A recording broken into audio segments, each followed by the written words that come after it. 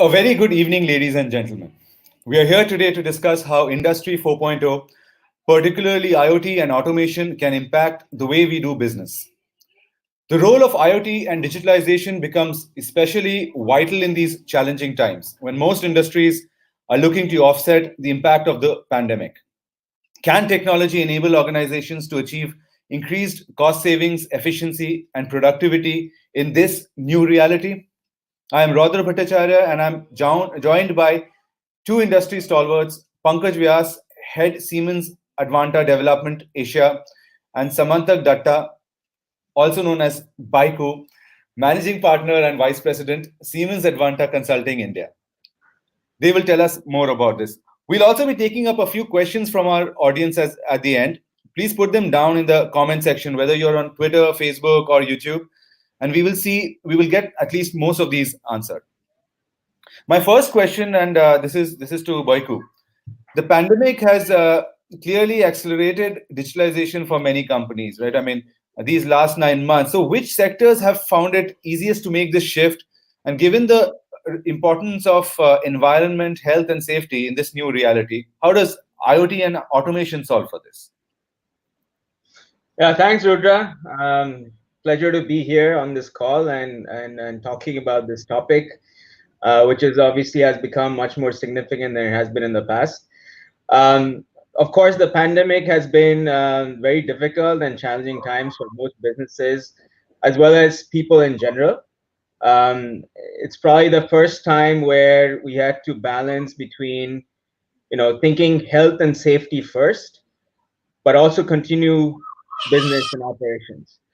As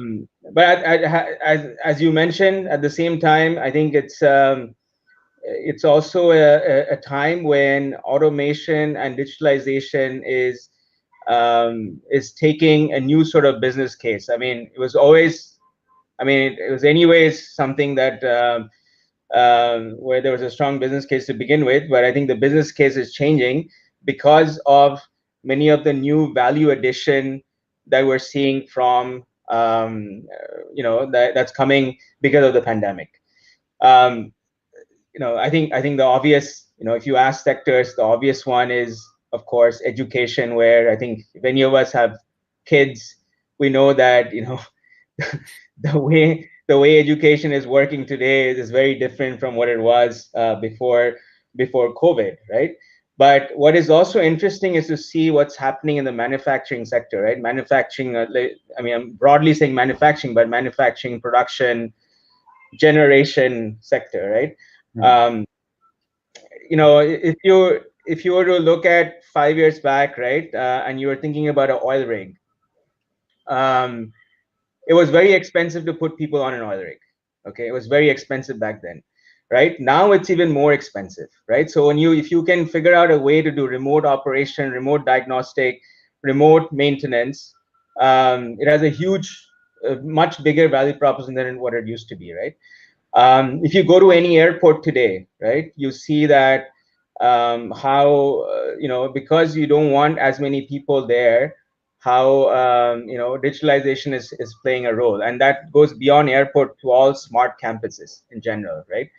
If you look at, let's say, how people are doing maintenance today, right, in terms of augmented reality, where you have someone who is instead of five people doing maintenance, you have one person who's wearing a AR, um, you know, um, wearable glasses, and is instructed by someone else from remotely, and giving specific tasks and what exactly needs to be done, right? Without needing to have so many people on the ground. You have AGVs that are in factories, and people are implementing those, where it's not just about material movement, but also they are actually disinfecting different parts of the factory, so it's safe for people to be coming to the manufacturing plant. So I mean, it goes on, right? I mean, supply chain, for example. I mean, India, for example, is higher than most countries when it comes to a percentage of revenue, right? Hmm. Um, People, would love to reduce that cost, but now I see a lot of organizations really thinking about how do you track vehicles, how do you ensure that that you have full visibility of where they are, um, improving the routes they're taking, looking at congestions and helping them sort of move in the most efficient manner, etc. Right? Again, all of these things are, it's not nothing new, but I do think that the pandemic has pushed in some ways for organizations to reevaluate how they're running the business, and the value proposition is higher, right? And Hmm. specifically when we're talking about EHS, right, both for within office as well as within a manufacturing setting, um, I mean, I don't think in no time in history have we ever shared as much of our personal data related to our health status and where we are traveling as we're doing today, right? I mean, Siemens has for example, has an application where we actually input every single day 8 questions on what the situation is that we're in, and we get a rating of saying red, yellow, green, and based on that, we decide whether we go to office or not. um, Very interesting. Yeah. Yeah. and all of this information is helping not only to make sure that we are maintaining social distancing, but also helping doing contact tracing and many other sort of ways to ensure that it's a safe environment to live in. Um, so, I mean, at an overall level, I just say that yeah, it is accelerating digitalization, but again, keep in mind that depending on the business, and I think we'll probably talk about this a bit later as well. Um, it's not like people are jumping and buying digitalization, right? I mean, it still needs to have a strong value proposition. It still needs to make sense. And if that is the case, then they are. But of course, many businesses are struggling just to survive and just to make their quarterly revenues, and they have to think about what is their priority and how they want to move forward. Right. Really interesting. I think a lot of points on how IoT solutions, etc. I mean, talked about an oil rig. You talked about remotely monitoring your plants, etc. To be able to know their health, and also getting more out of existing assets. Right. I mean, that's one of the most critical part at this point. I mean, so coming to so a very specific question, and coming to you, Pankaj. So in this difficult business environment, I mean, obviously cost savings, increased productivity is what is the beautiful sort of words that every CEO wants to hear. So what are some of the things that you are sort of seeing when you meet your clients, your companies, and what are you advising them about? Because clearly, as Samantak mentioned, digitalization is not for the sake of digitalization, not because it just sounds great to do it, because it is the need of the hour. And companies that are strapped for cash, even they are sort of investing because they see the value, right? So. Absolutely. So first of all, glad to be part of this conversation. Thanks, Rodra. I think Samantha really touched upon pretty interesting points here. For us to look at what is that CEOs are looking for, let's step back and understand, if I may, compartmentalize three kinds of businesses that we speak to. One could be manufacturing production, which is very heavy on hard infrastructure like manufacturing plant, packaging units, bottling units, and whatnot. Second one is going to be, which is a mix of hard but movable assets like the fleets, so specifically the organizations which are into the logistics and transports. And maybe you can think of more where like aggregation of the transport logistics that businesses are in. And third business is basically primarily into where it's more of a knowledge workers and dependent on processes and the systems which are being followed to respond to the customer needs. And you could look at banking, financials, and education, and in those segments, right? So if you look at these three kind of compartments, then they have different challenges to deal with, and they have different issues to deal with in this environment that we are in, and this will continue beyond. I mean, I don't think it's going to be kind of a switch where a pandemic is over and then you're done with these issues. These are going to be a little bit longer than one wishes for.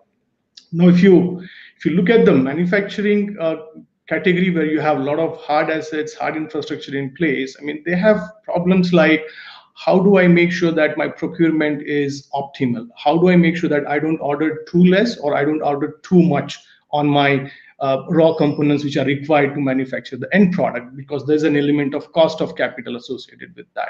If you really do that, then you're going to be stuck with a lot of cash over there. And you said in these times, one has to be very careful where you deploy the cash.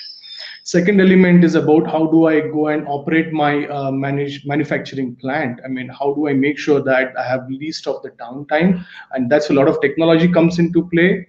How do I use predictive analytics to make sure that I see much ahead of the time if my manufacturing plant or any aspect of the overall manufacturing line could go bad, and then fix it ahead of the time? Because if the manufacturing line goes down, then you're talking about, first of all, of course, loss of productivity, and it could even be a loss of an opportunity. And especially in this fluctuating demand market that we are seeing, a demand existing today may not exist tomorrow, and it may not come later if you have not met the demand in time.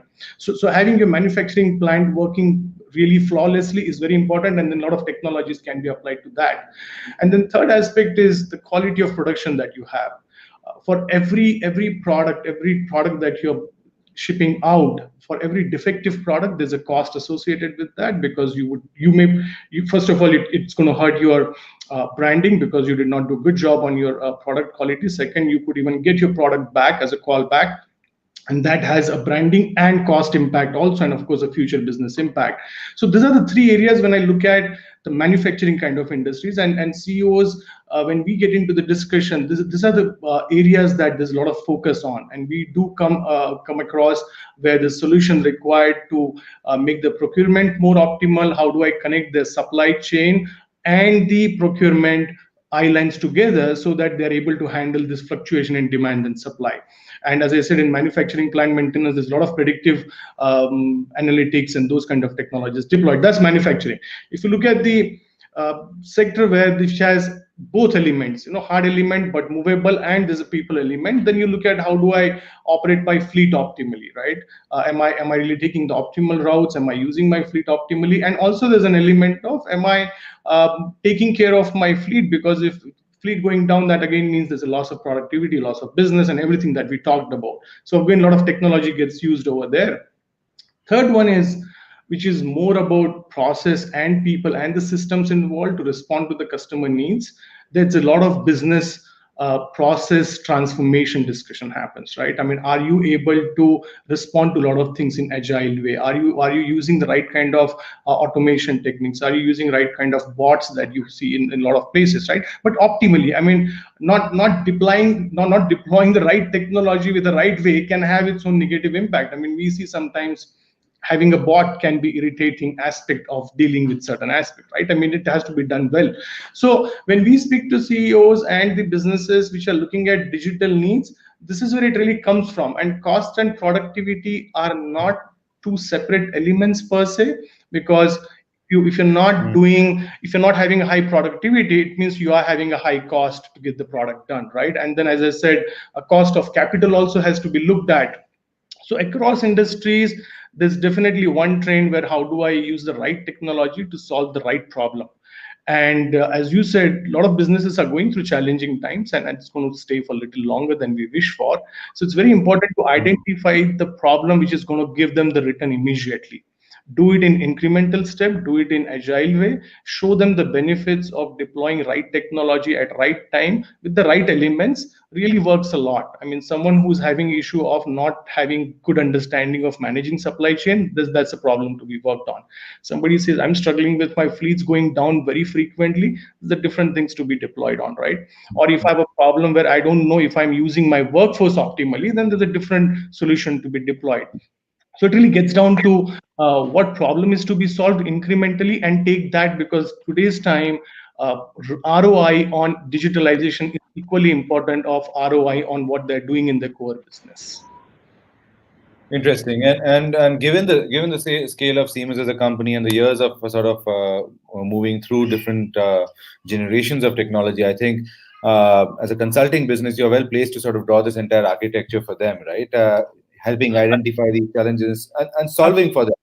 Absolutely. I think that's where, if you look at Siemens Advanta has definitely a competitive advantage because of the domain know-how, business understanding, be it manufacturing, be it infrastructure, be it mobility, energy, or healthcare. I mean, you can just go on. I mean, these are all the verticals where the need of digitalization is real and the benefits of digitalizations are real, and they can be exemplified with specific application as I talked about. So definitely Siemens Advanta has a competitive edge because of being close to these businesses that we operate in.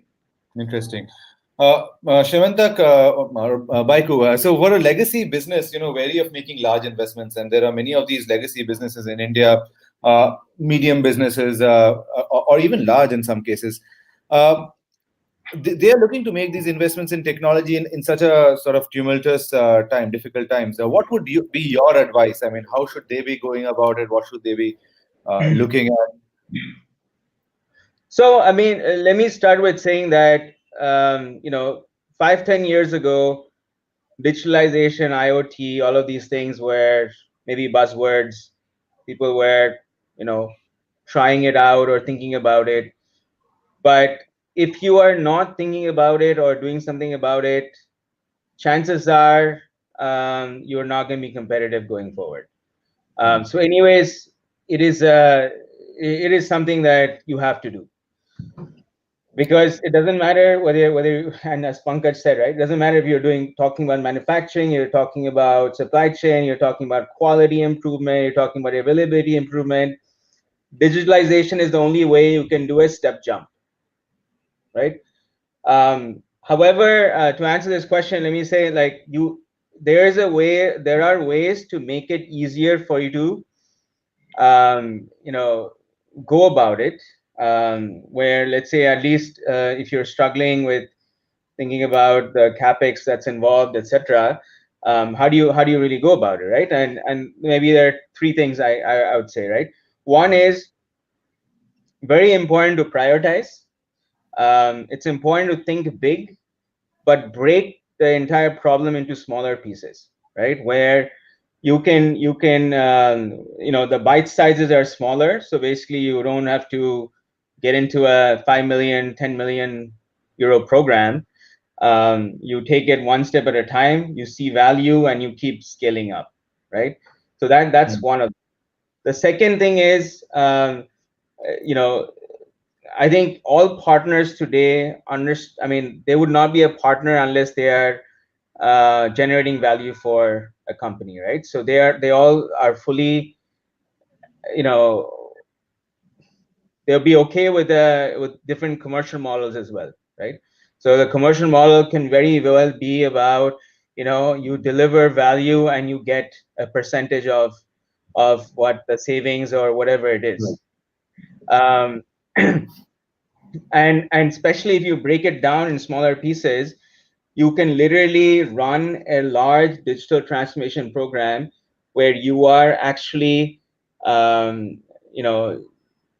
you're paying based on the savings you're getting, or the value you're getting, right? So even for legacy businesses where you are in financial situations where it's difficult to make that big decision, there are ways to make it happen, and that's what I would suggest any organization to explore, because if you find the right partners, they'll be willing to get into commercial models which creates a win-win sort of situation. Right. The third thing I'd say is that think of your business as new growth opportunities as well as sweating your asset, right? And you have to think about those two things slightly differently, right? Your new growth opportunities, you gotta think of it as a startup, right? I mean, you can think about, you have to find funding and do all of that stuff, and work like, you don't care about costs. And then if that means you have to invest in digitalization, you gotta invest in digitalization. If that makes your growth happens, right? When it comes to sweating your assets because you're a legacy business, and you have things that are, you have a generation unit which is 30 years old, it doesn't make sense to necessarily spend a lot of money to make huge modifications to it. You got to figure out how do you sweat that asset, and that's a different than way of mindset and thinking about how do you go. Got it. I mean, I think there's this other aspect of apart from this, about how a transformation specifically for these for the legacy businesses is also has to be a very buy-in from the leadership at the top, because I think once you sort of opt to do this, it has to be done whole hog. You cannot take one. I mean, and I would like to hear a bit of your views on that, because unless you sort of implement this fully, unless there's a buy-in from the top, because people as a culture, as a skill set, it's one of the biggest roadblocks, right, in terms of making it happen. Maybe Pankaj, if you want to talk about this Sure. aspect. Yeah, I mean, I think continuing from what Michael just talked about, right? So a lot of legacy businesses, the ones who have set up their footprint 20, 30 years back, the challenge that most of these guys come with, of course, there's this mindset thing, because they believe my footprint is quite old and it's not ready and it doesn't have the right kind of technology in there to do the digital transformation, correct? And rightfully so, a lot of these footprints which happened 20 years back did not have the kind of compute and communication which the new footprints will have. That's a reality. But that doesn't mean that there's a reason to not explore the possibilities to use the digitalization technologies and extract the value out of the capex that you have already done, right? So there's a small incremental investment that you would need to do, and you'll have to again understand, as I said earlier, as to in your current setup, what is the problem that you're trying to solve, and then apply the right technology. So if you're looking at, I need to do a predictive analytics, but I don't have enough compute, I don't have the right kind of communication available in my current footprint, then there are technologies like edge compute. I should be really putting the edge compute in there, which becomes an extension of your current compute on the old setup that you have, but you can do a lot of inferencing, you can do a lot of data crunching and things like those. So it's really about top leadership in the legacy businesses understanding there's a different approach to digitalization on the legacy establishments and the footprints which have been done for 10, 20 years, and then there's a different approach when they're looking at the new capex, which of course not in its own right now, but as it happens and wherever it's happening, they are taking a different approach. So I think it's really the leadership knowing, hey, what do I need to do for my legacy setup, and what do I need to do for my new footprints which are going to emerge, and then extract best out of the both world over here. Very interesting. In just last week, we were having a conversation with a paints company, and they had an old plant. They have a new plant. The new plant is being completely set up, keeping these in mind. There are the sensors, all of that. They're sort of installing from the word go. And the conversation was on plant maintenance, right? Predictive maintenance. That's what the conversation was about. And so the challenge was the same. The older plant, they really don't have all of those things fit in. So do they sort of add it to the older machinery, or how do they look about it? So that's a different problem to solve, I understand. Absolutely. Interesting. So Pankaj, I mean, this question is for you. And as a leader in the IoT space, especially with the open IoT infrastructure, MindSphere, how do you address the key concerns of security and network stability? Mm-hmm, mm-hmm. If you look at Siemens as an organization, right, as an entity, a very responsible corporation in that sense, for almost 150, 175 years now, and we operate in different verticals, industrial, infrastructure, mobility, and energy, and the ones that I talked about so far. And in all these verticals for last more than 100 years, 150 years, product safety and security has been deeply ingrained in our culture. correct? Mm, So there's mm, no reason that why is it going to be any different when we do the digitalization aspects in Siemens Advanta, be it Mindsphere or any other IoT platforms that we talk about. So when we talk to our customers, when we propose a solution, when we design a solution, when we implement a solution, even when we manage the solution on the cloud, security is never an afterthought. Security is very integrated part of every phase that we are in. So when Baiko and his team talks about consulting and proposing a solution, definitely security is one of the most important at the top you would see. And of course, there's an element of scalability, there's an element of being future-proof solution. But all of those things are definitely very integral part of the solution definition to the deployment part that we talk about. mm, And how do we go about it is we don't look at security in a very small silo of a business or a solution. So if you look at digitalization, it's not just about having a Mindsphere or any other cloud platform. It's really an end-to-end aspect, right? And there's a people interface also involved in it. It's not, I mean, no digital transformation is complete, as you talked about mindset part, right? There's no digital transformation complete without having people element also taken care of. And cybersecurity becomes very important in that aspect. So mm, right from a small sensor getting attached to a manufacturing plant or a fleet to monitor something that's important, all the way coming onto your cloud, coming onto your mobile phone, or going all the way to the analytics on the top of the platform, there needs to be a cyber security which is thought through completely end to end, and that's what we do. So we do use all the latest and greatest technologies. If you have to really get into a lot of technical details, it will be a very long conversation here, but I can tell you that this is never an afterthought, and this will never be an afterthought, precisely for a reason that we just cannot afford to take a risk when we are asking our customers, making a case for an investment where something can go wrong because somebody hacked into the network, right?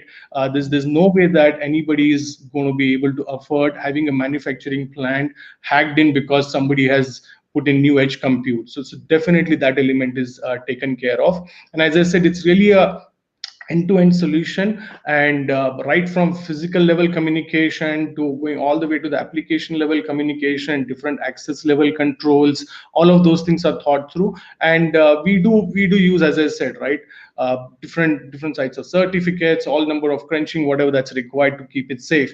And also one important thing to understand, a lot of these verticals where we are talking about digitalizations, they are by nature risk averse. They are by nature risk averse, and for right reasons, as I just talked about, right?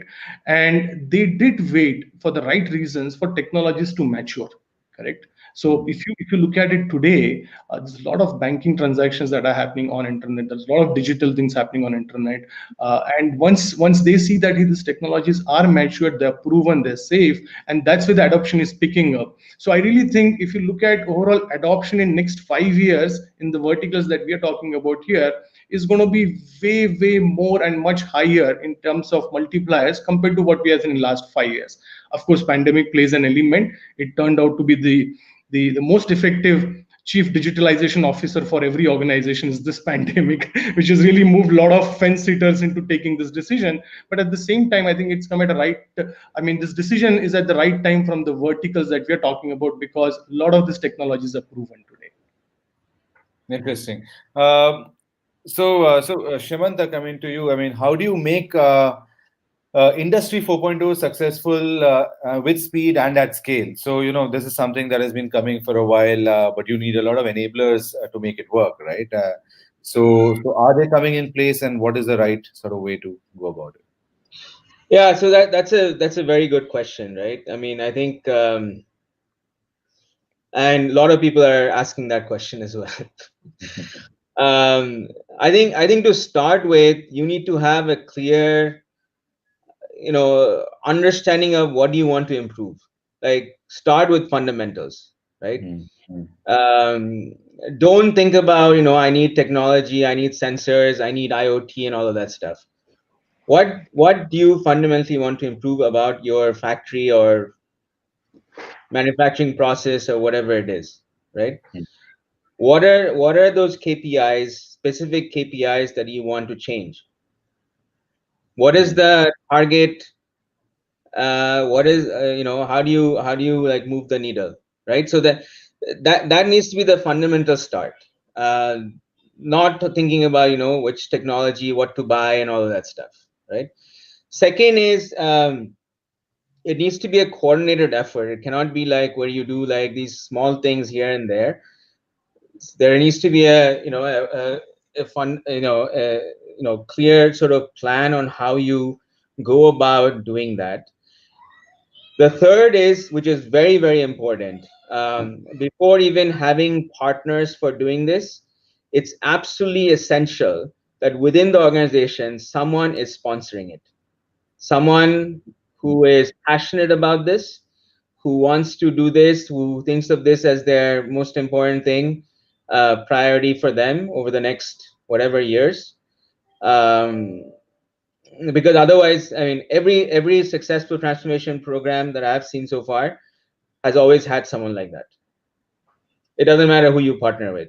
I mean, Siemens is a great partner, but if you don't have someone fundamentally, driving it within the organization who is passionate and intelligent and like competent, it'll not work. And is a believer in the larger picture, the goal ahead, right? I mean, because a lot of times you can't see it, but Absolutely, absolutely. And you have to also understand that this is not you're not putting a black box, you know, Mhm. in the factory. It is as much a process change, as much a people and mindset change than it is a technology change. And the only way you actually see the value at the end, which is what I started out, right? What are the KPIs that you're looking to improve? You only see that once you do technology, process, and people change, right, within the organization. Um, and so that's how to think about it, and that's how make these transformation programs successful. Taking from that, I mean, my last question to you, Pankaj. I mean, can you do all of this on your own, or do you need a larger ecosystem to make this happen? Because this is really the macro question. As an economy, as a country with the right sort of policies, So how does yeah, this happen? definitely. I mean, again, continuing from where kind of Baiku talked about, right? A lot of the speed and agility would really come from two major factors over here, right? One is really about to a lot of this leadership who want to make a decision. It's not like they don't want to use digitalization, but a lot of these guys are sitting and saying, "Hey, look, show me the value, right? Show me certain proof points." And that's a lot of agility and speed comes into play. The sooner you are able to show the proof points, show the return of investment in incremental steps, as we talked about, you can bring in that speed in their decision making also. For a lot of leaderships sitting in the businesses, it's very important to see proof points that this ROI will happen, and it's consistently going to happen over the time, and it will pay me off by fixing certain my important problems in the businesses. I think that's clearly one place.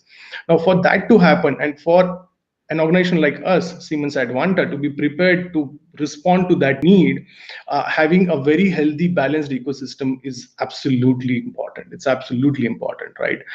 We do have a significant domain know-how as to what we do here, things across businesses that we operate in. We do have a good technology building up in the organization, technology stack, like you talked about Mindset, and there are many more solutions in different verticals over there. But at the same time, it's equally important as we talk to a lot of system integrators for that matter, right? There are a lot of things happen on ground to put together a certain infrastructure to enable this digitalization, right? So that is one element of ecosystem.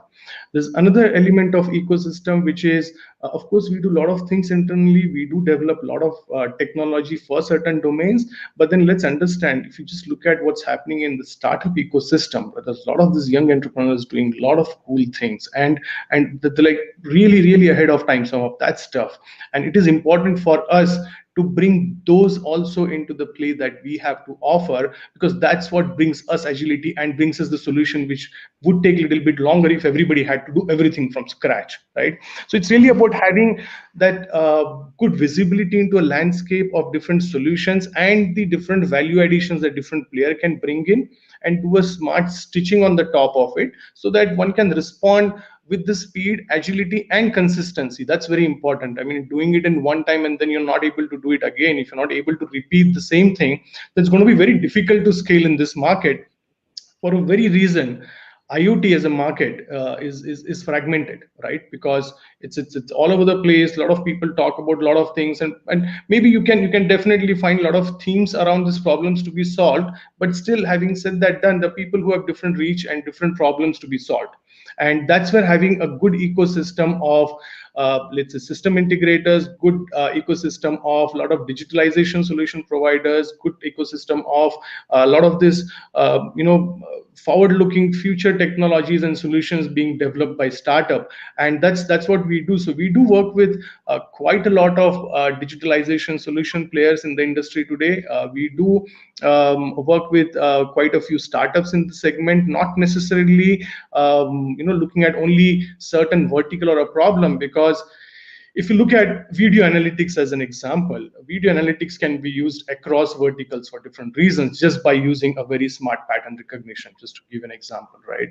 And then if we really come across a solution which is really doing a great job, which really puts the whole system much ahead of its time and gives the results faster, more reliable, more cost effective, that's great. And it cuts across verticals because a lot of use cases can be solved like that. Similarly, there could be a lot of good, interesting data analytics solutions. There could be smart system integration solutions. So I would say, in a nutshell, this is not a play which can be done by one player in the system. This is definitely an ecosystem play, and we can see that it's playing out like that, right? And System Advanta is playing a very important role and is aspiring to play an important role in this ecosystem by working with a lot of players to add the value and solve the real problems that all the verticals that are facing today. And honestly, I'll be open to even partnering with someone who's a competitor from a consulting perspective, if that makes us jointly more successful in the market. Because at the end of the day, we want to create value in the overall industry. So, I mean, it's interesting, right? I mean, you spoke about the ecosystem. I know for a fact that Siemens is working very closely to build up a startup ecosystem. This is based out of Bangalore only, right? I mean, So yeah, go ahead. Complete your question. Then yeah, I'll take. so I agree, but I was also thinking of this more from a policy, from a government sort of point of view. I mean, what are the things that could be enablers in sort of building this further? There's of course the startups, the larger companies, all of that into play. There are these obviously telecom networks, etc., that have to support all of this to really work. Though these are not really riding on mass sort of telecom networks, right? But what about the government of the policy support? Do you need something, maybe some sort of a digital transformation rebate in tax or something, which encourages companies to push up the spending on these aspects? Because efficiency for individual companies, or efficiencies at scale across all companies, is really a gain for the economy, right? If you consume less power, like if 10 companies consume less power, that's greater for the economy. So there has to be some support at a central sort of level. That's what goes on. True. I mean, definitely government can play a role of more of an enabler and incentivizing certain aspect, right? So if I have to talk about like energy consumption that you just touched upon, if a certain industry says, hey, look, if I had really deployed a certain technology, I'm going to save 20% of my energy bill. That's a big thing. That's a big thing, because that just means that we burn that much lesser coal, or we have that much lesser carbon footprint increase and stuff like that. So definitely there's a reason to do that. Also, I would say the better the infrastructure in terms of communication. Of course, we have come a long way, and we have a great telecom infrastructure in terms of wireless technologies. And as I see, as 5G becomes a reality, I'm sure that will also have an impact. So any acceleration on that part will definitely help overall digitalization and Industry 4.0 that we talk about. If you look at just e-mobility as a topic that I've talked to a couple of guys in the past also about, is that's a big drive for us, right? For us to become a self-reliant nation in terms of reducing our oil imports. But then it doesn't mean that then you import same number of batteries. That needs to be thought through holistically, right? So that's another element. Then can you incentivize having a great e-mobility infrastructure in place, can we do a digital transformation on how mobility is also used, right? How the mobility is utilized by a lot of our citizens. So of course, a lot of things could be incentivized over there also. So I think yes, it is definitely a role that government can play in terms of enabler and incentivizing certain behaviors and adopting certain technology, which will help nation in terms of macro and micro level both. So I can give you an example, right, where the government can play a big role, right? So when it comes to, let's say, power generation, right? Um, with both thermal power and renewables being there at the same time, right? You need to run your the thermal power plants in a much more flexible manner, right? So if there are incentives for that are given by the government to do that, then of course, let's say all the digitalization solutions that help you become more flexible will be implemented across the board. Got it. Right? Just one example. So thanks. I mean, thanks, Samantak. Thanks, Pankaj. I'll just take a question or two from the audience, and then my closing on this. So one question is, how can IoT strengthen the Make in India initiative? Is there what are some latent growth opportunities there? Uh, how do you see sort of Industry 4.0 IoT? Does it make a lot of sense for the Make in India initiative? I know the government is trying to encourage through the PLI scheme a lot of technology investment into India, right? So how does this play out? So I mean, I can go first, Pankaj. Yeah.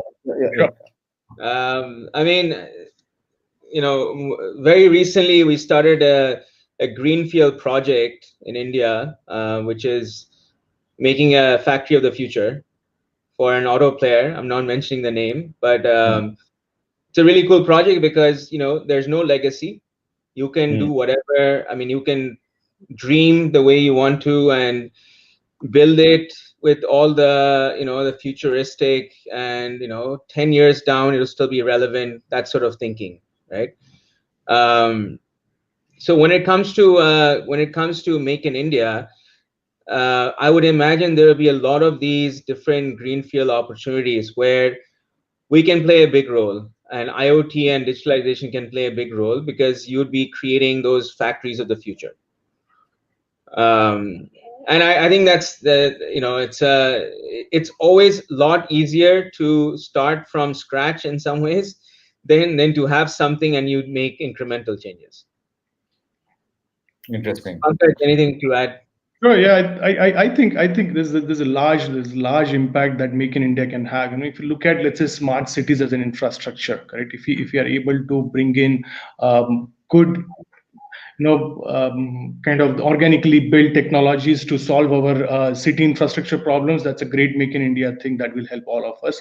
If you look at healthcare, digitalization, that's another space, and especially not just in pandemic, but in general. I mean, how do you make healthcare reach every nook and corner by doing a lot of remote diagnostic and things like those? That's definitely another aspect that IoT can help and have impact of Make in India. Then you can I just talked about the mobility already. Then the education that we touched upon earlier. Those are different elements where I clearly see that IoT can have a big impact on Make in India, and this is kind of a responsibility that we all have up on us to bring that into the play and make it real. Interesting. And the last question really. So, which industries are making the most use of IoT solutions, and how? I mean, are there specific industries that are sort of far ahead in that sphere? I think automotive should be an example, but please, Samantak maybe. Yeah, I mean, let's say, okay, let me start on where things are not happening, right? Agriculture, for example, is very far in terms of level of digitalization. I mean, there's still, there's so much that can still happen, especially in India when it comes to agriculture, right? Where we are ahead are areas like finance, media, advanced manufacturing, especially auto, If you look at the factories right now in the auto space, whether it's Tesla, obviously Tesla is very ahead. But even if you don't look at Tesla, but you look at Volkswagen or Mercedes Benz, I mean the kind of automation digitalization you have in there is quite outstanding. Oil and gas is also fairly strong, and it makes sense as well, because literally if you have, let's say, a downtime by 1% or 2%, it makes a huge difference on your throughput and your overall revenue, right? So it's not a surprise why some of these sectors are ahead. um, but yeah, I mean, there's a clear there's a curve that shows where different industries are. And as I mentioned, I mentioned a few of them, um, but it's very clear where each industry is in that entire spectrum. Yeah, Pankaj, would you like to add? And you Sure. touched on a very interesting point of agriculture. So, I mean, I think Sure. we can skip a generation of farm mechanization and go to straight farm digitalization. So, anyway, sorry, Pankaj. Absolutely. I think answer goes back to the first question that you had brought up, right? When I said there are the three categories, if I may say, the ones which have really heavy infrastructure, and then there's like infrastructure plus like soft element, and then there's the ones who are very heavy on the soft element. So the ones who are on the right, which is like very heavy on the soft element, have really moved ahead, like media, education, and those are really digitalized much faster because it's easier to digitalize that. Let's get real about it, right? And then the second category, as you said, automotive, fleet management, that's again has moved ahead. That I would say is that second one. And third one, for the right reasons. I mean, having a right proof points, bringing in this kind of technology into the manufacturing plants is taking its own time. But as I said, as the technology has matured, the pace at that sector will pick up. I think that's a sector which will have faster adoption, because there's a lot of digitalization happened in the sectors which are not dependent on a lot of hard infrastructure. And I think that's a kind of a graph emerging in front of us going forward. So, construction is one example, right? I think now construction is picking up in terms of digitalization significantly. You see, Absolutely. I mean, if you look at construction, there are again different elements, right? I mean, how do you manage your supply chain in construction, correct? How do you manage your sales channels in construction? How do you go and reach your customers in different places in the construction? Like, it's not just about construction; it's really about right from your designing all the time you're complete, and then if you're talking about residential, right? If you talk about construction, then one can really talk about the building management also. How do I manage my infrastructure? If I look at how the airports can get managed, how the train stations can get managed, or the bigger enterprise setups can get managed within that segment, are definitely taking a lead again there, because it's easier to bring in the technology now and start making use of it. Yeah. interesting. Thanks a lot. Thanks a lot, Pankaj, Samantak. Wonderful speaking to you today. On that note, I think this is us signing off. A big thank you to our audience as well. Do watch this space for more such illuminating discussions. Till next time. Thank you. Thank Thank you. you.